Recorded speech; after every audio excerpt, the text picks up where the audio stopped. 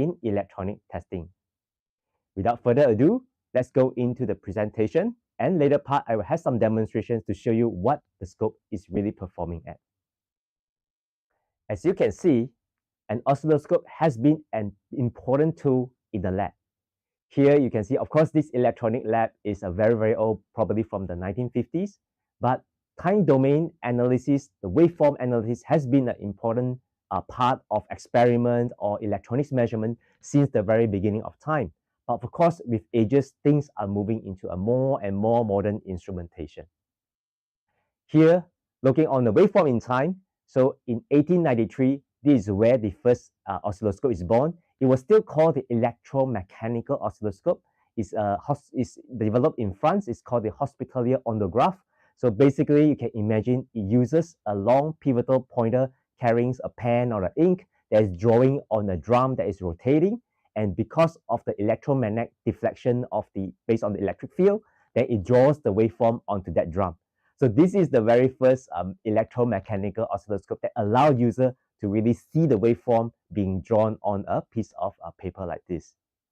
And very quick after that, in 1897, this German physicist or inventor, Carl Ferdinand Braun, invented the Braun tube, which booms the area of this cathode ray tube. And this is how he defined the cathode ray tube, which is a fluorescent screen using to display an electrical variation. Doesn't that sound just like a CRT oscilloscope? So I can say that this is one of the first oscilloscope that we see today that has been carried on for 50, 60 years. Yeah.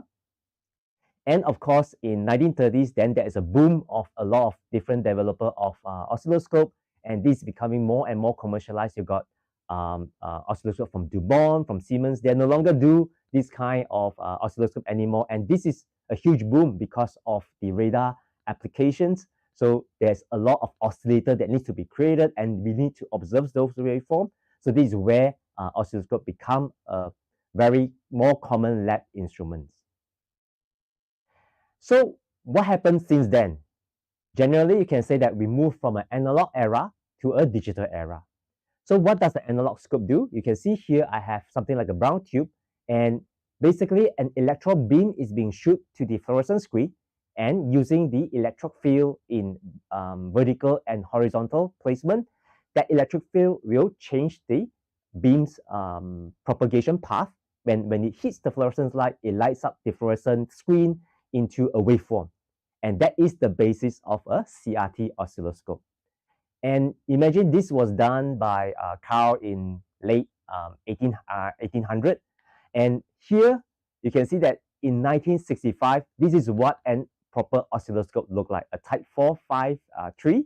So you can see how bulky it is, but it's only able to carry up to a 50 megahertz. It can do dual trace. 50 megahertz waveform is what it can do best. Yeah. So this is not an easy field because for the bandwidth of an oscilloscope and using the analog way, one has to think about how the fluorescence react to the beam, how fast it will get refreshed, and then how fast the beam can move from left to right in a very fast manner.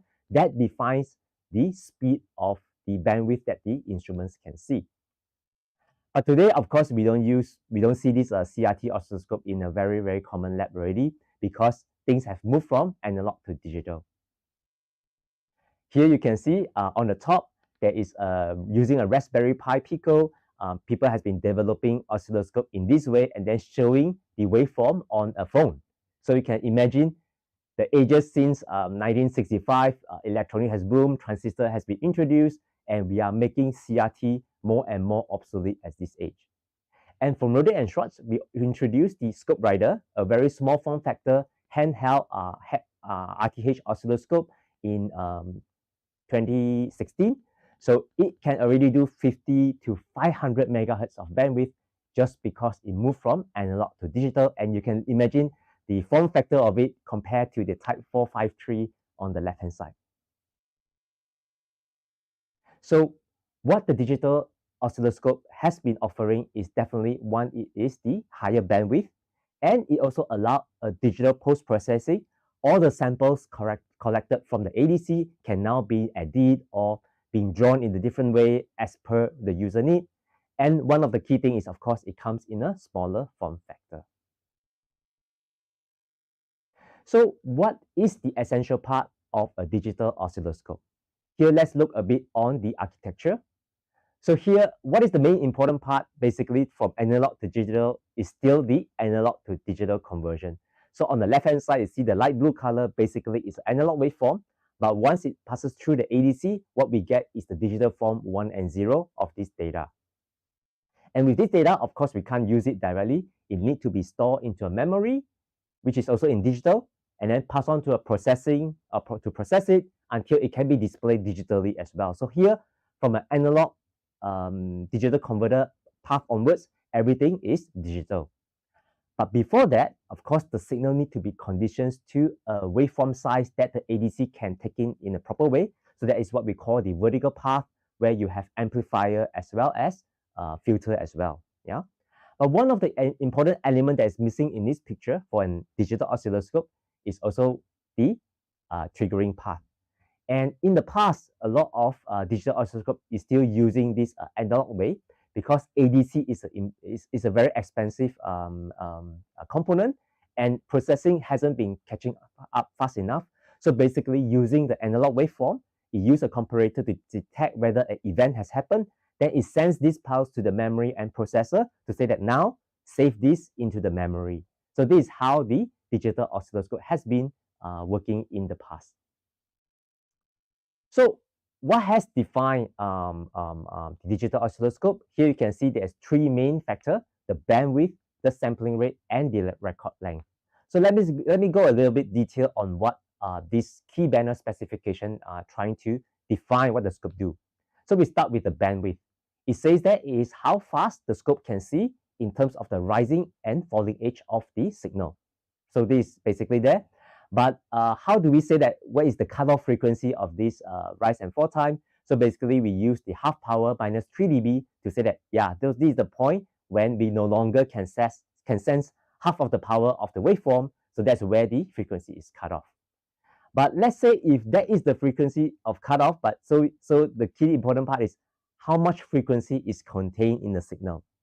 So if we were to do a measurement, of course, we need to have more bandwidth than the signal frequency that we need to measure, or else the scope cannot seize it. Yeah. So on the diagram below, you can see here is how a traditional scope has been defined, and usually it has a Gaussian frequency response. So you can see that if it thinks about the increasing frequency harmonics that the scope can still see beyond the 3 dB point, there's still a lot of energy that we can see. But on the other hand, this is no longer true because with the development of more and more electronics, we can define a flatter frequency response. This is what we call a maximally flat or even a rectangular type of frequency response. This means that I can still do a very good signal measurement very close to my cutoff frequency before it reaches the minus 3 dB point. But at this here, of course, with that very fast roll off, meaning that the harmonics that it can see at this point will be highly limited. So then it becomes again a bit of a decision whether you need to see those harmonics energy or you need to cut it off as soon as possible. And when in the digital age, most of the measurement that we have is usually 1 and 0. So imagine for a square pulse and which has an odd harmonics. So what you need to see is the first, the third, and of course, hopefully with the fifth harmonics. So meaning that the good signal measurement that we can do is probably up to 1/5 of the cutoff frequency. So this is one of the kind of a decision like when you make, if you are measuring a 100 megahertz kind of a clock signal, you likely need to have about 500 megahertz bandwidth on your instruments to get a very good signal, a very good sharp square pulse on the waveform.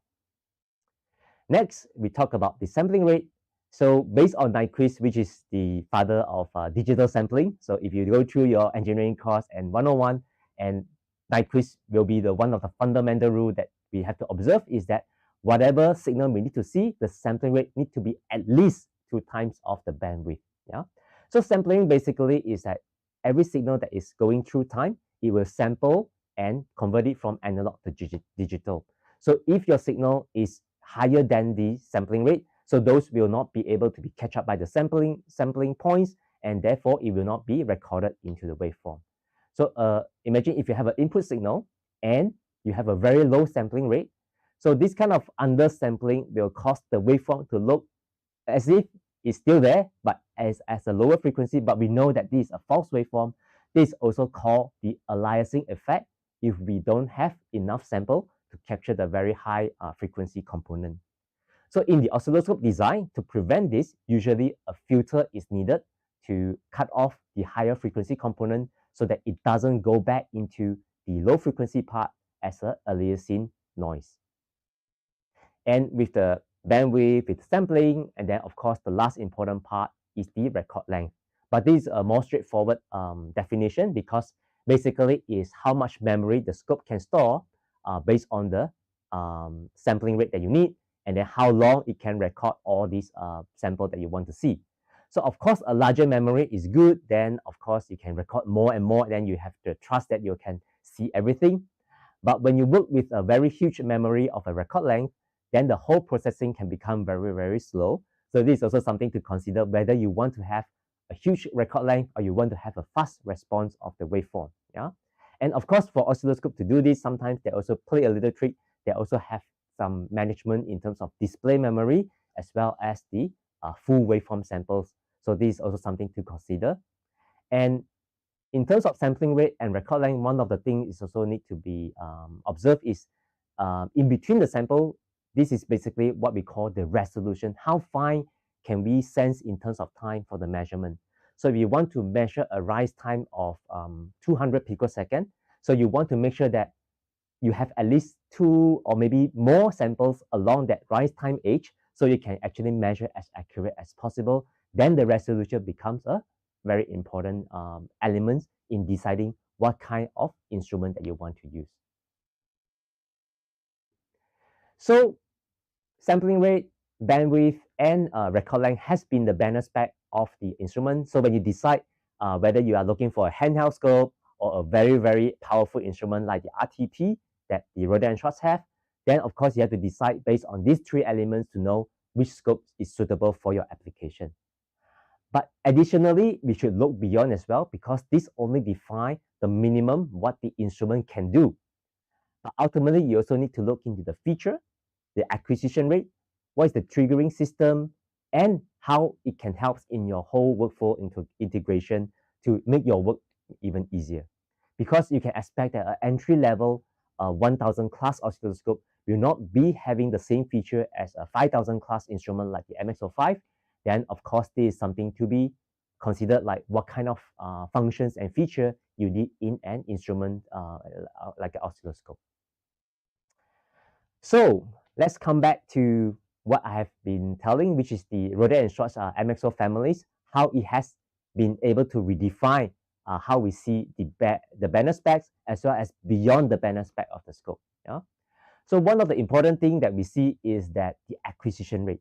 So the MXO, we call it the MXO because this is a new chipset that Rohde & Schwarz has developed that allow us to do super fast processing, and that's why it has a very fast acquisition rate that I can say that is unrivaled even until today. Okay, and the other part is it also comes with a real HD resolution, and it also offers a triggering based on digital, meaning that what you see on the screen, you basically can trigger with it.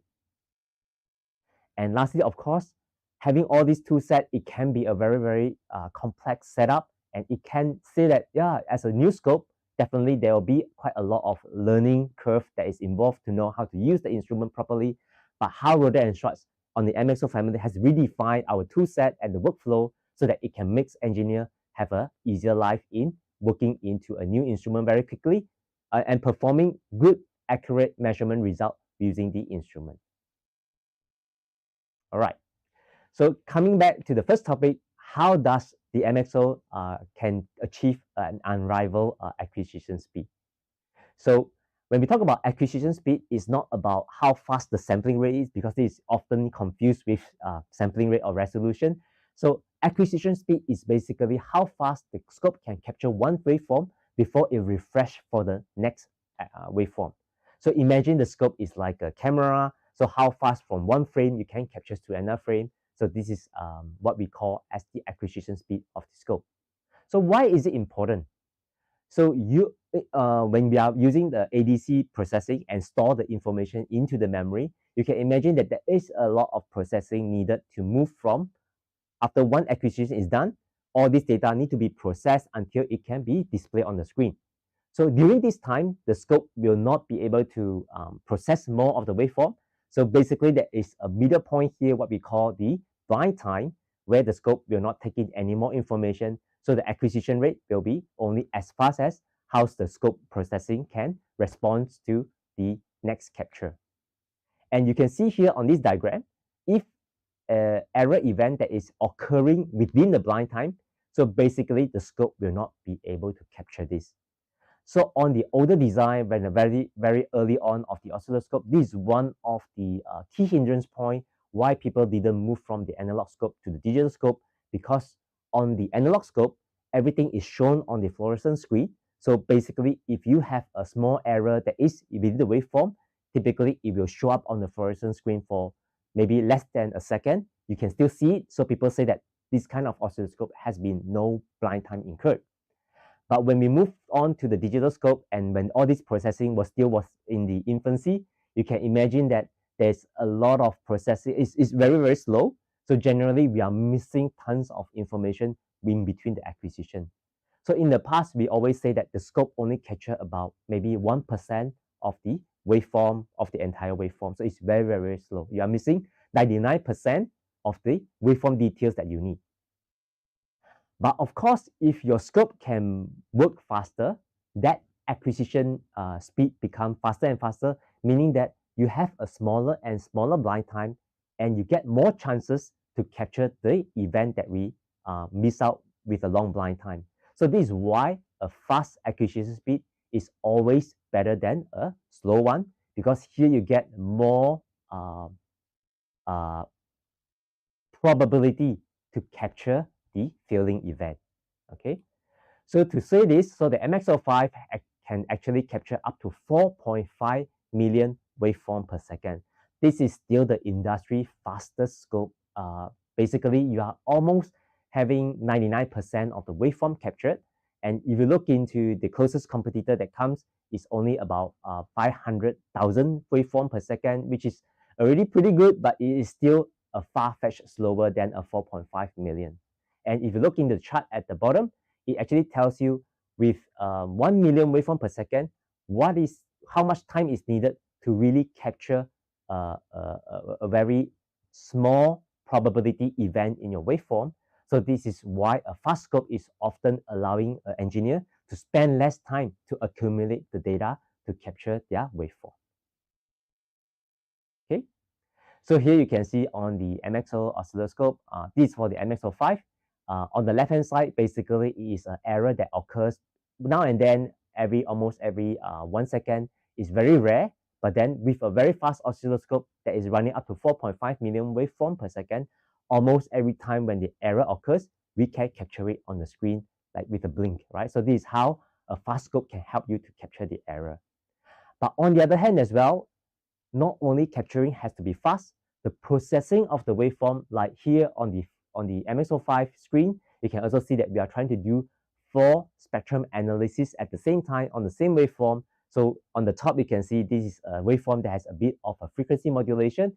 And at the bottom, it is doing 4 parallel processing of the same waveform at different span and different resolution bandwidth, but it can still have almost a very lively update rate. And this is why the MXO is redefining the acquisition speed of the instruments, and is allowing us to see all the infrequent events. Okay, so on the other hand, why making a fast scope is really, really difficult. So let me explain a few points here. So imagine if you have a waveform and you are using the ADC, now you have about 100,000 points of samples in the capture. So what the scope really need to do in the post-processing part, you need to process this 1,000 point, and then before it can display, right? So this is what the scope need to do.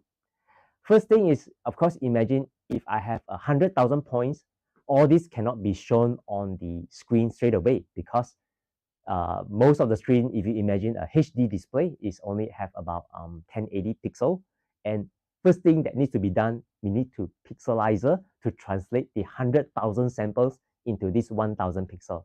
So a lot of processing already need to be done in this stage to allow us to translate or compress that 100,000 point of sample into this 1 pixel.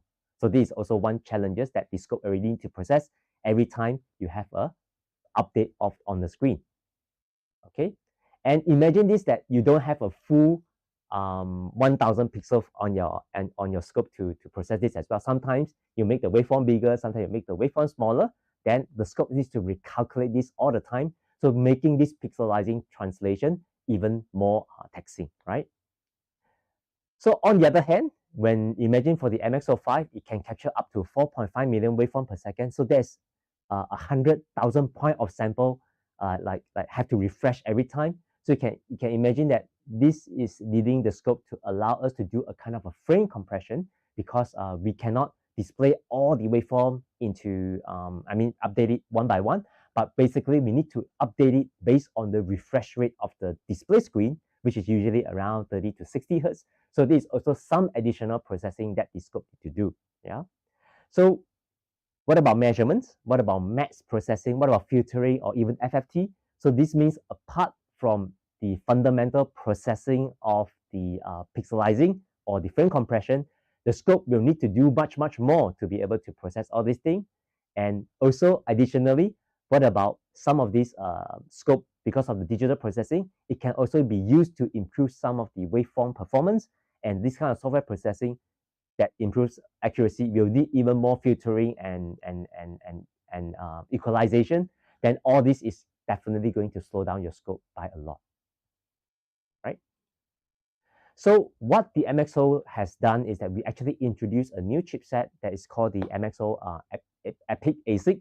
So it can do 4.5 million waveform per second. It can process up to 200 gigabit of sample point at every second. So this is how fast the scope we have been trying to introduce here.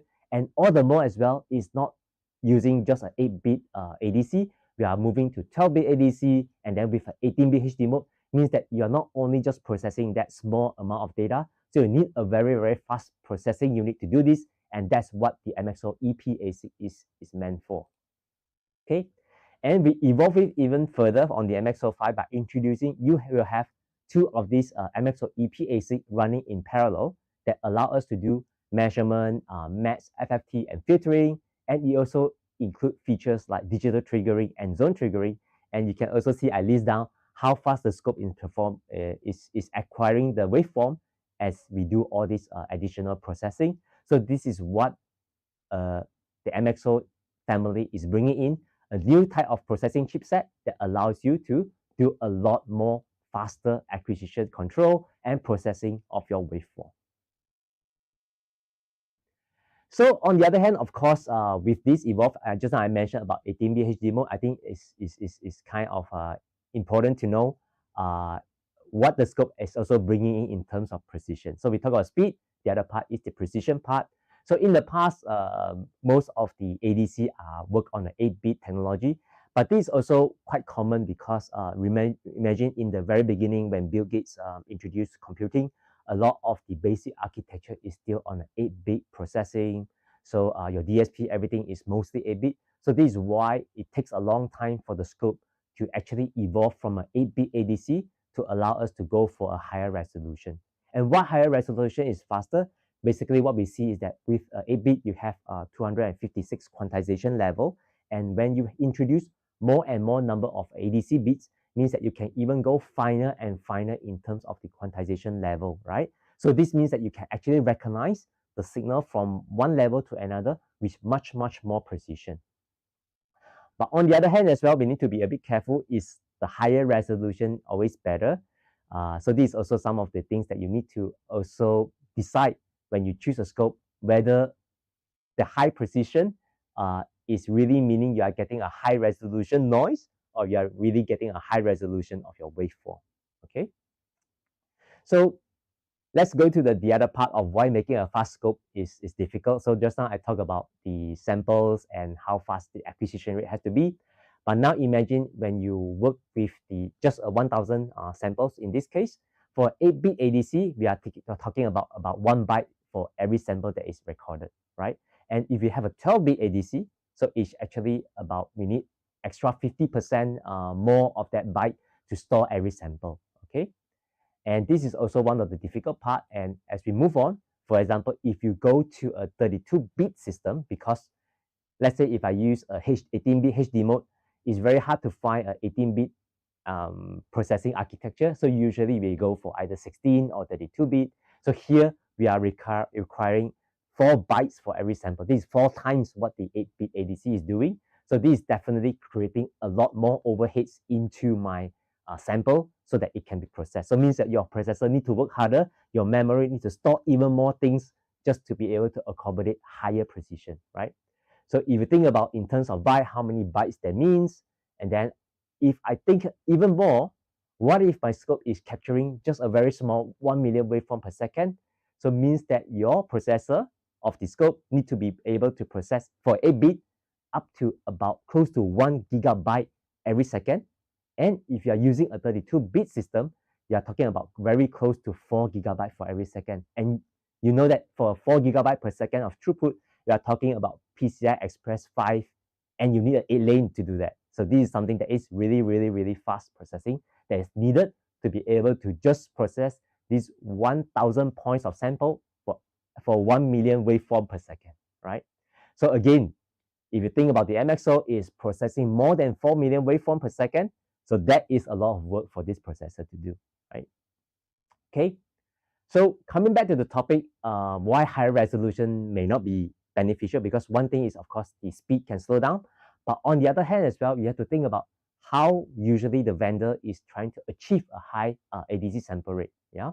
So one of the easiest way, if let's say if I design an ADC running at this maybe 1 giga sample per second, to double it, basically I can just introduce another ADC working with a slightly offset time.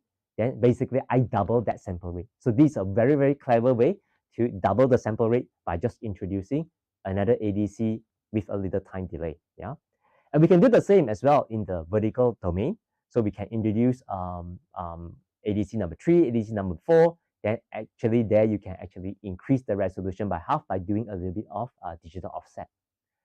But this approach, of course, is not the most ideal one, because one of the problems that is bringing, every time you interleave an ADC, whether it's vertical or horizontal, the interleaving part is always the most difficult part, because a slight error in the time, a slight error in the vertical side, you are going to see a lot of spike and a lot more noise in your waveform.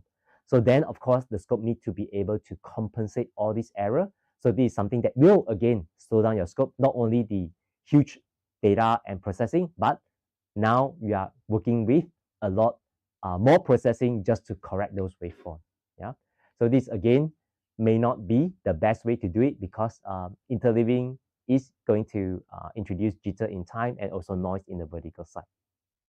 Okay. So for the rodent and shrots, of course, we try to reduce the amount of interleaving as much as possible. And some scope, of course, you can see in the world, they also introduced something called the high-res decimation. What it actually do is that by averaging some of this sample, you can actually get a pretty higher resolution, because after averaging, you get an additional increase in the resolution, right? So if you get 1 + 1 divided by 2, you got a 0.5, now you got a double that resolution, right? So that's one way to also cleverly to do averaging. And the problem is that when you introduce this kind of enhanced decimation or enhanced resolution mode, you're actually throwing away some of this sample rate. So this means that some of this waveform will be missing. I mean, you can get a higher resolution in the expense of your sample rate. So without the sample rate, remember we talked about the band aspect. Reducing sample rate means that you cannot capture a very high bandwidth, a very fast rise time anymore. So this is, again, a disadvantageous if you just use this kind of high-res decimation to process your data. And for rodent and shrots, for the MXO, we introduced the HD, but is using a moving average mode. So for every averaging, actually, we first process a few samples, then we move on to the next 4 samples to do the processing, another 4 samples to do the processing. In general, you do this across the waveform. you're losing a bit of the front and the back of this averaging, but ultimately what it does is that it actually retains the high sample rate. So not only you have a high vertical resolution, but you also retain the high sample rate for the high bandwidth measurements. So this is why HD mode is far more advanced. But think about it again, with a HD mode, moving averaging means that you have to have a lot more processing power to do this. So this is why you need a new ASIC to be able to help us to achieve this kind of ability for HD plus a fast acquisition rate. Okay. So on the MXO5, basically what we have introduced, same for the MXO4 as well. Basically, it is a 12-bit ADC, but we have a 18-bit HD mode, and we can achieve up to a 10-bit ENOP, which is one of the industry highest in terms of performance. Yeah. So what you can do in terms to look into your scope, let's say like you have a scope right now, you want to know whether it's good enough. Very simple, just turn on the FFT and look at how flat the response is. And if you see a lot of spurs in the FFT, this means that your sampling is either the ADC resolution is very high, but it's introduced a lot of interleaving spurs into your waveform. And then how flat that is across the waveform also tell you how much noise that is seeing across it. So this is one way to actually help you to recognize whether your scope is good enough and whether a 12-bit or even 18-bit HD mode makes sense, because now if you have a lot more noise, you are taking a high resolution noise rather than a high resolution waveform. So you have to decide here what kind of measurements you want to do. Yeah. Okay. So now we move on to the third part. Why making a fast scope is difficult again. So we talk about the whole architecture, whole acquisition rate. So I put the whole architecture up there. And then we talk about when you have a very slow capture, you always miss some of this important information in between the blind time. So what is the difficult part in terms of this legacy approach is that when you have an analog waveform to go into a triggering, so it need to have a comparator to detect the event and then tells the memory and processing that this event is happening. So this process is what we call a trigger rearm time, because the comparator need to discharge ready for the next analog waveform to come in. So this is where why the traditional approach of using analog triggering is not beneficial. Yeah. For the MXO ASIC, what we do different, of course, now with a very, very powerful ASIC, we actually integrate the digital block into the acquisition as well. So here, the ASIC itself also have the digital block. What we do is basically we look for this event in between the ADC samples. So everything is done digitally. So meaning that whatever there is that the scope capture in terms of the ADC samples, we can detect it. And this is something that is worthwhile to decide whether you need this kind of precision. Yeah. And not only that, the precision that we see is not only the ADC precision, we are also talking about the HD mode, the digital precision that you can see on the instrument. So this is something that is also really, really critical, whether you want to be able to trigger up to the resolution what your processor is trying to be able to process. Okay. So in the past, of course, when we talk about the analog trigger, so when you have a two path and you feed the analog signal into the into the analog triggering path, you also need to have a kind of a trigger sensitivity before the event can be detected. So once the event is detected, then when it moves all these trigger event back to the acquisition block, the scope has to be also very careful, because now it has two types of data. One is from the analog trigger, where it can have a kind of timing error as compared to the digital ADC sample path. So here it needs to do a bit more on the timing, trigger timing correction. So this is why a lot of scope is still performing very slowly, because with this analog trigger approach, definitely you have to have all this correction that is ongoing. And with the MXO technology, of course, we do away from here. So basically, the signals come from the ADC going into our digital into our ASIC. So all the acquisition and triggering is happening right on the digital sample. So here, the trigger sensitivity can be as precise as the resolution of your HD mode, up to 18-bit.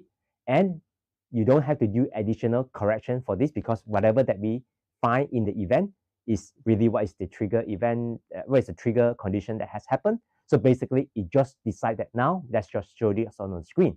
So there's essentially no trigger sensitivity that you need to consider. There's also no trigger correction that you need to consider.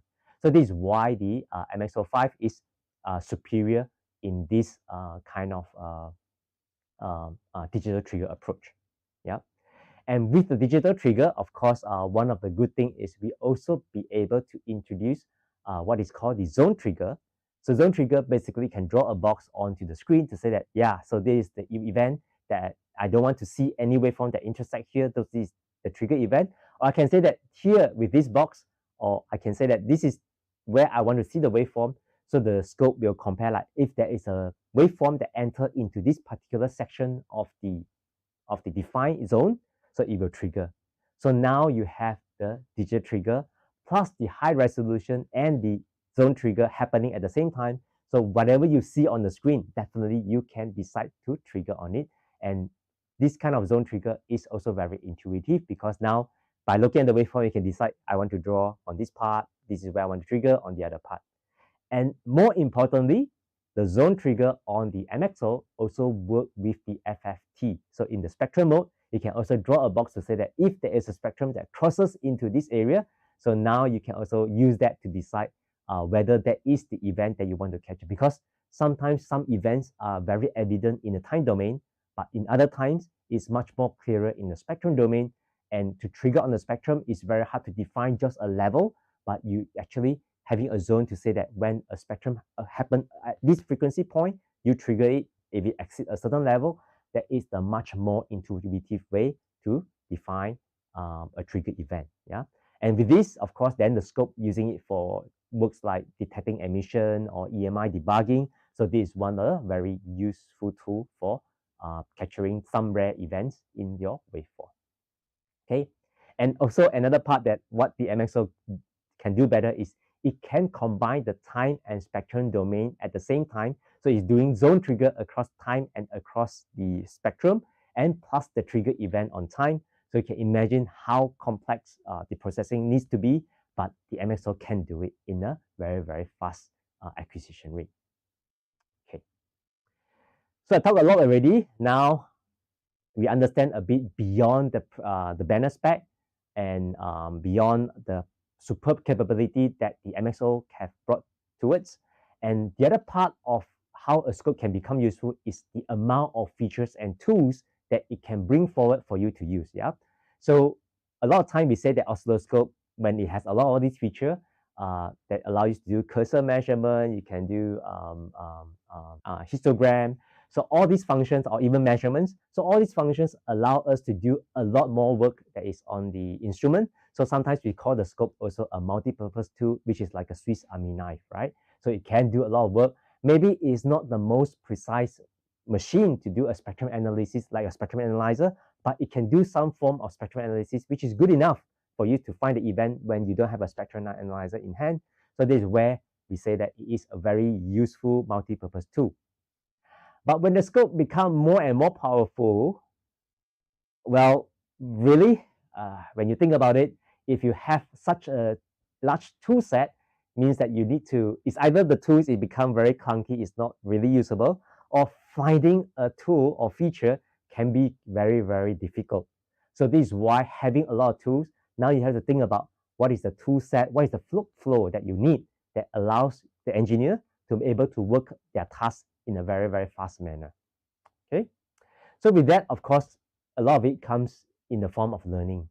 And when you talk about learning, so when you approach a new scope like the MXO5, of course, the first feeling is that, oh, now I need to learn a new instrument. So there's so much work that I need to do, but I still need to learn how to use the scope. So this is why a lot of engineers try not to move on to a very better instrument, because apart from the bumpy part where they feel that they are not good in the instrument, then how can they move on to the fast for this steep rising curve until they can be very proficient on the instrument. And of course, nobody has time to sit down and read oscilloscope for dummies. So this is where the instrument is important, like how can we teach you to use it intuitively. So on this picture, you can see this little girl trying to do a pinch zoom onto her book. So an intuitive machine has to be able to intuitively move with the modern usage of any instrument. So this is where MXO5 come into Excel for this as well. And to do that, of course, it's very hard for me just to tell you or show you in presentation slide. I think it's better that we move on to the instruments. Then I can give you a clearer picture of how the instrument can be easily set up and how to control it. Okay, let's move here. So on the first glance on the MXO5 oscilloscope, maybe it can be a bit intimidating, like how much information is on the screen. But let me just go through with you very quickly. Then, of course, you can see why I mentioned that this is a very straightforward tool. Yeah. So on the top left corner, you can see this part is what we call the toolbar. So this is the functions that is highly used with the instrument. So let's say if you want to do a measurement, you can select it. You can choose what your measurement type is about. So for example, let's say if I want to measure IMS level, I can just select it. I can press onto the screen to select channel 1. I can select here. Then you can see I already activated the measurement directly onto the screen. So this is how what we try to do is that basically we allow a set of tools that is highly used and you can activate it based on from the toolbar. And of course, the scope has a lot of tool function. You can activate this button over here where it can configure what kind of toolbar that you are frequently used. It can show it onto the screen. So for example, if I need to do a recall, if I need to do for example, a generator control or even add a mask. So all these are populated based on what tool that you need to use in a frequent way. Yeah. So I can also rearrange these signals. And then let's say if I try to use this in this way and I need to do a redo button and I need to position it onto this side. So basically you can customize how you want the layout to be. And more importantly, all these functions also has a little guideline to show you what the function is trying to do. So you don't have to be experts in knowing everything from the manual, but basically selecting the functions. For example, let's say if I want to look into a force trigger, so basically it can tell me what that force trigger is trying to do in the function. So you can actually see what you need for your measurement. Yeah, so this is actually very, very straightforward. Okay, so tool, which you can configure what kind of toolbar that you need. And then on the other hand, on the top right corner over here, so you have the trigger, you have the horizontal acquisition, so give you the information about what the instrument is trying to do. But to access the trigger, for example, of course, here you can have the menu where you can go in and look for what is the trigger function and how to control them. But additionally, we actually have the function like embedded into the button over here as well. So when you need to access the trigger, the horizontal, or the acquisition, basically tapping all these functional block over here, it gives you directly to access to the dialog where these are being controlled. So this is also one way that it can help you to quickly access those menu without trying to find where those menu is inside the deep menu button. Yeah.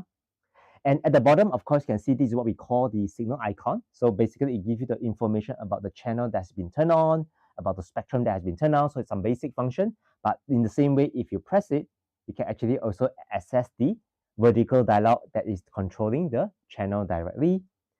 And at the bottom right, of course, this is the quick access icon. So for example, if I need to turn on channel 2, I just press here. If I need to turn on the match function, I just need to turn on here. So all these are allowing us to be quickly able to access all these functions in a very quick manner. Okay.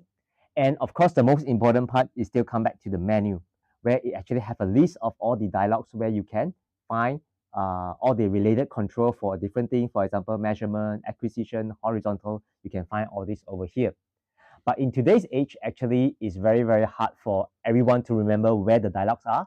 So to facilitate that, MXO actually has a search function that allow us to search for those control. For example, let's say if I look for coupling. So channel coupling is something that is important. If I look into couple, so you can see there's amplitude coupling, average coupling, and by pressing here, it actually brings me to that control dialog straight away. So this means that you don't really have to really remember what all those dialogues navigation gonna be, but actually just search for the function directly inside the search menu. Or let's say if I look for noise rejection, so you can see here, if I type in noise, topics that is related to noise is already listed over here, and noise reject is in here in the math setup. So now I can see that there is some kind of a noise rejection control that is available on here. So here it facilitates engineers in terms that you don't have to remember a lot of the function, but basically just search for it on the menu, right? So this is one of the easy way that we can access the functions of the oscilloscope, okay? And on the other hand of well, of course, I talk about the manual. If you look into all these controls, sometimes we don't understand what this function stands for. You can see there's a question mark over here. When you press it, of course, it brings the help file where it actually teach you or maybe give you the guidance what all these functions is about related to this dialog. So if I go to another dialog like in Zoom, it gets updated again. So basically, you have the manual directly onto the instrument itself. You don't have to have a printed copy or have a PC somewhere to refer to a PDF document with thousands of pages of what those manual is, right? So this is also one of the easy way to access this kind of control, right? And more amazingly, I would say that is, for example, let's say if you do a lot of programming and you want to control, let's say now you want to do some programming about the position, you can also select the help button over here. It gets highlighted, and then you press on to the box that you want to know more about. Not only it explains what that functions do, it also gives you the remote control commands about it. And when you click into it, it will give you some definition what those remote commands like can be used. So if you are doing a lot of remote controlling and you're trying to write a script to control your instrument, so basically everything is built into the scope. So you can just find it just by your normal usage, and then you can control it directly. So this is why I say that the learning curve for using the MXO should be very, very easy. Now, let's come back to the other function. So for the MXO oscilloscope, it actually has a generator. So now it's running in some signal. Let me just do a preset to come to a known state, and then I can go to the generator and change it to, maybe I just use a square pulse, and without additional, maybe just a slower square pulse at 110 megahertz, at 10 megahertz. So for example, here I have a square pulse over here, right? So when we do a measurements like this, of course, this is one of the very common signal that we run into, looking into square pulse. And what the MXO scope has is all the MXO, no matter it's MXO5, MXO4, basically we have a very deep record length. If you go into, for example, now I'm at 10 megapoint per second, and I just do a single run, and I can always use a zoom to activate a small area. And then from here, I can look into the detail of the waveform. So this is how flexible and intuitive it is to use the instrument. Yeah. So the deep memory with a zoom that you can do the measurement. You can have the cursor. So let's say if I activate the cursor from my toolbar over here. So closing it, now I have the cursor function. I can actually say that I want the cursor to be on to the channel 1, and then I can move it on the screen to the zone area over here. Or I can even just select it and using the horizontal node to actually move it into my screen. And so this is why how intuitive it is to look into the waveform and then having all this control directly onto the screen, right? And by single pressing, I can move other elements into that cursor control as well. Okay. And additionally, of course, apart from zoom and cursor to do the measurement, we also have automated measurement over here. So for example, let's say if I want to do a more complex measurement, for example, I want to measure a rise time, I can come to here and say that I want to measure a rise time. Okay, rise time start with R. So I have to move up to at least the R section of my control, and I have to add it onto my control here. So here you can see there's a rise time on the measurement, and I can say that I want to have a gate control, which is because I just want to measure the rise time in this part, and then I can couple it into my measurement, and then I just select the measurement that is related to here, and then I can say that now I want to control my gate so that it is measuring at the zoom area that I'm working on. Okay, so that's about where I'm zooming. Okay, so you can see at the bottom as well, can see the zoom area. And then when this measurement will now show that with the C1 and G1, it means that the measurement is based on this zoom diagram over here. And additionally, I can say that here, I also need to have a kind of annotation to show me where the measurements are done.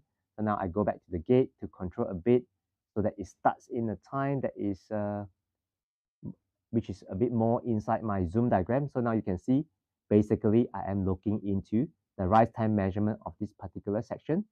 If I can also move it over here. I can also move the gate to another part. So you can see my measurement is actually changing into another section of the screen. So this makes measurement very, very easy because now you can decide where the measurements has to be done on this diagram as well. Yeah. And the other part that is to note is if I turn off my zoom, okay, now that the zoom is gone, but I still get the measurement at the bottom side over here because for the MXO scope, we do not work with a display sample for the measurement.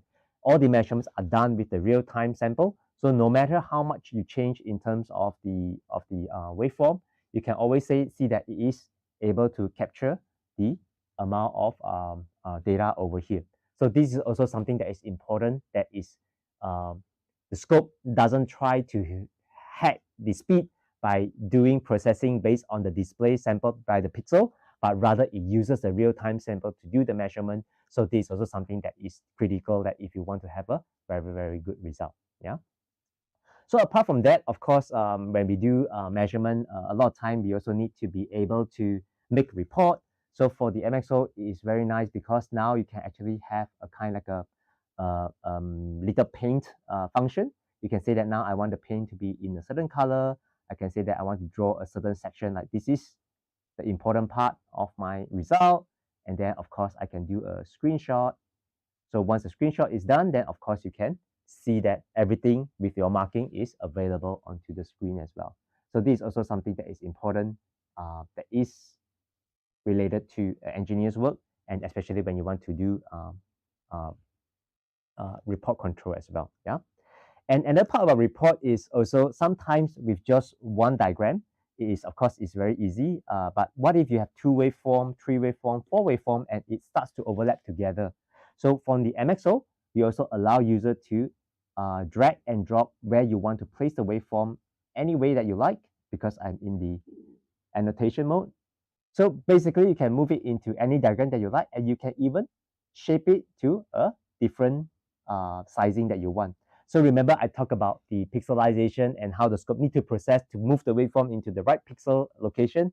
So you can see how smooth my scope is moving based on even if it's touching like this, or I can also move it into a way to have a clearer information. And for engineers that do a lot of measurements, sometimes you want to have a different setup. And of course, doing safe settings, all these things is possible. But MXO allow us to actually have a different kind of layout as necessary. You can also turn on tab number 2 to say that I want this tab number 2 to have a layout that looks somewhere like this. Okay, so now you can actually switch between your measurement or your different diagram. Now you can actually have two safe set of the diagram, and then you can actually move around them in a very, very quick manner as well. Then you have to do all this control at the same all the time, or saving into a setting and reloading it. So this is also something that the MXO has been done in this way to allow you to have a very, very fast control of the waveform. Okay, so let us move back to tab number 1. And I'm going to do a preset so that I can look at my waveform again, right? Okay. The next thing that I want to show you is the zone trigger. So this waveform is a bit boring, but maybe I can change my generator. So the MXO, like I said, it comes with 2 generators up to 100 megahertz. You can actually use it to define, to do a different kind of waveform. You have sine, square, Gaussian, exponential, even arbitrary waveform. You can define it as well. For this experiment, I'm just going to turn on my modulations to give it a bit of PWM. You can see the waveform at different time is running at different pulse width. Okay, So I can again show you that my zone trigger, I just want to look into the area on this part. So all the waveform that cross into this zone area here, of course, it will be triggered.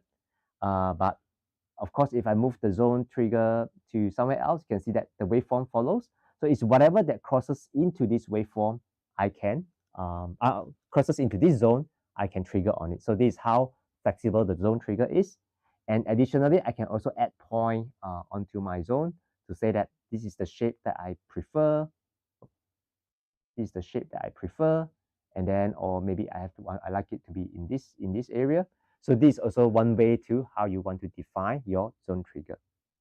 And the zone trigger also works with the spectrum. So to turn on the spectrum, I just need to press spectrum over here and turn it on. Okay. So I have a spectrum over here. I can change my spectrum span and bandwidth by using my display straight away. You can say I have a measurement that is like this. I can add another zone trigger onto my spectrum by just drawing a box over here. So you can see now I have a zone trigger that is on the time domain, another zone trigger that is on the spectrum domain. Yeah. Okay. And as complex as zone trigger can do, you can look into our trigger menu again. Now I actually have an A event, and then going to my zone triggering, I can actually define a different kind of sequence as well. I can also have an A-B triggering. So this is really depending on what kind of trigger that you want. And one of the key things that how you know the scope is in a digital trigger mechanism. If you look into the delay, so between event A and event B, the smallest delay that I can define on the MXO is actually up to 1 picosecond, right? Okay, I can even make this diagram bigger if it's harder to see on the screen. You can see that now I'm actually looking at 4 picosecond, 20 picosecond. So because this is done in a post-processing way, meaning that whatever definition, we can even go below the sampling resolution. So the MXO5 is a 5 gigasample per second, so meaning that every resolution is about 200 picosecond apart. And this 200 picosecond, but I can define a delay that is smaller than 200 picosecond. So this means that most likely this has to be a kind of a digital trigger that is there. And I can also confirm this by looking into the event A setup. Let's say if I want to look into a glitch trigger, what is the smallest width that I can go into? So now I can even go up to 200 picosecond. So 200 picosecond, remember, is the sample point between my two acquisition. And this is the smallest width, which is basically just a square pulse that I can see. So this is how a digital trigger can be shown. Okay. And there are a lot more functions of the scope. For example, we also have the HD function. You can actually increase, turn it on with defining different bandwidth. It reduces the bandwidth, but it increases the resolution into 18-bit. So this is also something that is could be important. Like let's say if you are working with a very small signal and you want to have the bandwidth, want to have the resolution, you can also define it over here. Yeah. And of course, the scope, not only the record length is important, we also have what we call the history mode. Basically, in the history mode, you can actually see that it has recorded in the memory about 100,000 of events. You can actually go back into the event and see what those captures are looking like. So this is what the scope can offer, not only the performance of it, but also tons of features that allow engineer to do your job in a very fast manner. Yeah. And apart from that, of course, the scope has even more function that I didn't show. So in the application, for example, you can see that in general, we have things like frequency response analysis, the XY mode, the power, the DVM, we have the protocol analysis. So there is a lot of function or decoding that is available. So all these tool sets are there into the scope, then hopefully it can help the engineer to do their work more efficiently. I hope that was a simple demonstration. And a lot of time when you use with an intuitive instrument, once you see it being operated once, generally you have already learned how to use this instrument. Yeah. And what is the better part of the MXO family is that now you have seen how I operate with the GUI, and it's the same across for MXO4, MXO5, and MXO5C. And additionally, even for RTO6 and the RTP, which is our flagship high-end instrument, they all have a very similar GUI with the icon layout, everything, and the dialog layout in a very similar manner. So generally, you learn it once and you use it for life. And not only that, the scope, apart from the standard feature, so whatever I show you just now are all standard feature. Additionally, you have other more feature that come with the scope, for example, like the protocol analysis, like the logic analysis, power and body plot.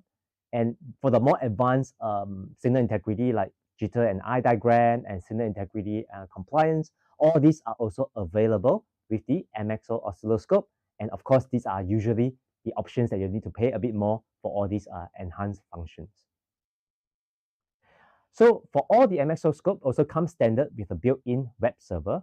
So what it does is that it has a built-in server where you can actually just enter the IP address of the instrument, then you can access it through the network. So you can have things like the web control, as well as you can also access the file inside the instrument directly from this web browser. So you don't have to install additional software to do remote control, all this thing. And not only that, the MXO also offer this network drive mounting. So meaning that you can actually mount your instruments into a network drive, and then you can save whatever that is needed onto the scope directly onto the network drive as well. We also have the WebDAV. Basically, it is a protocol that allows us to actually mount the instrument file system onto Windows Explorer or even view it on the browser. So where you can actually see the files inside directly. So we offer several methods for the user to access the instrument. So basically, it should help wherever scenario that you are in to access all these tools. Okay. And lastly, of course, not the least, the scope also comes with what we call a scope sync function. So if you have the MXO5 and MXO4 that is shown here, by using the BNC and to connect the ref in and ref out, you can actually connect the two instruments together and then move all the waveform into one single display so that all the measurement and control can be done on just one instrument, like the master control. And the setup is pretty easy because basically you just need to connect them onto the same network. Then basically it can pull all the waveform directly from the second scope or the slave scope to the master scope, and then have all the waveform onto one screen for your control. And the best of it yet is that Rohde and Schwarz offer this as a standard feature as well. You don't have to pay a single cent to have this synchronization capability. So with that, I come to almost the end of my presentation. So let's go a bit onto the summary. So basically, I think what I've shown you, I've talked about how the MXO5 or the MXO series has been able to provide all these superb feature. So it's superb performance as well, and all these come with a purpose. So not only you have the unrivaled acquisition speed, but this is offering you a feature, instrument that has almost no blind time to see every event. So not only you have true HD with the digital triggering, you are able to precisely capture your events both in time and in spectrum analysis. And the last part where we talk about tool set, basically you have a very small learning curve and you can maximize your productivity in this case, right? So I hope that gives you a very, very good overview of the MXO, how it redefines precision, redefine acquisition rate, and all the nice feature of a scope. But today I want to also, today is a very special day. Of course, it's the 15th October, and I'd also like to give you a glimpse into our new instrument. So today, if you have seen on the social media, we have already have a lot of posts about this new MXO3 oscilloscope, which is fast, precise, and a compact instruments that allow you to have even better capability onto your machine. Yeah. And of course, it also carries the same message. It has a very, very fast acquisition rate. So Rohde and Schwarz is the first ones that always talk about real-time capture instead of just the speed. So you can actually have a confidence that you are getting as little blind time as possible. And it also has the digital trigger in this machine. So it uses the same ASIC. So basically, we have all the features and functions that is available on the MXO4 and 5. You also have it on the MXO3.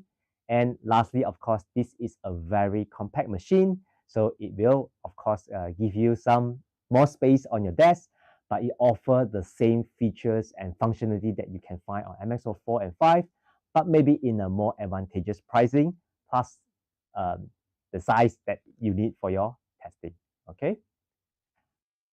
So I talked about the MXO 3. Of course, I bring it here for this webinar as well. So here you have it, the MXO 3 oscilloscope. I have a lot of channels connected. You can see it's an 8-channel device. We also have a 4-channel version.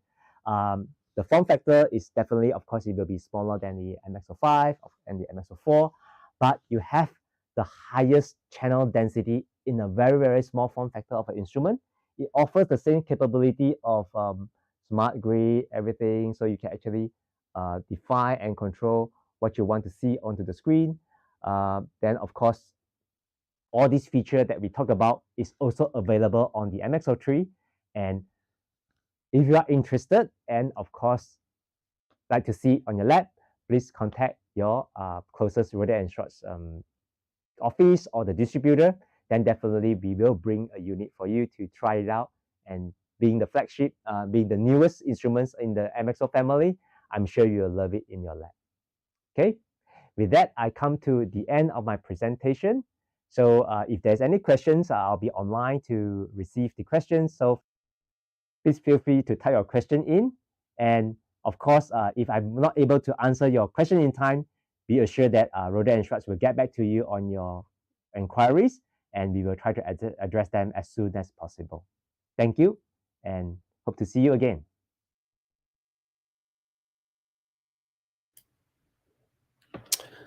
Thank you, CS, for that great presentation. I know I learned quite a bit about oscilloscopes, and thank you also for sharing about the new one. That's very exciting. Okay, just want to let the audience know that Rohde & Schwarz's next session, entitled New Methods Wideband Device Characterization for Amplifiers and Phase, has already started. So you can either you can go to that session by going to the Summit page, or stick around with us for the Q&A here with CS. So okay. I see we already have several interesting questions, and if you want to enter any time, just go to that Q&A tab. So, okay, CS, are you ready to answer some questions? Yep, I hope you can still hear me. Yeah, I can hear you fine. Yeah, thank you. Okay, first question. What benefits does the deep memory 400 endpoints per channel standard